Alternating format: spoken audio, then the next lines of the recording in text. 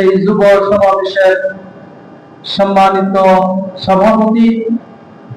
বাংলাদেশ জামাত ইসলামী ঢাকা জেলা কর্মপরিষদ সদস্য, যুব বিভাগের সম্মানিত সভাপতি জনাব আব্দুর রহিম মজুমদার, মঞ্চে উপবিষ্ট প্রধান অতিথি, শহীদ কাফেলা বাংলাদেশ জামাত ইসলামীর কেন্দ্রীয় কর্ম পরিষদের অন্যতম সদস্য, ইসলামী ছাত্র শিবিরের প্রাক্তন সেক্রেটারি জেনারেল, জামাত ইসলামীর কেন্দ্রীয় যুব কমিটির জেনারেল সেক্রেটারি জননেতা জনাব মঞ্জুরুল ইসলাম ভুইয়া, সম্মানিত জেলা নায়েব আমির অধ্যক্ষ শাহিনুল ইসলাম, সম্মানিত জেলা সেক্রেটারি কেন্দ্রীয় মজলিসে শুরার সদস্য জনাব মাওলানা আফজাল হুসাইন, সম্মানিত নেতৃবৃন্দ, সম্মানিত যুব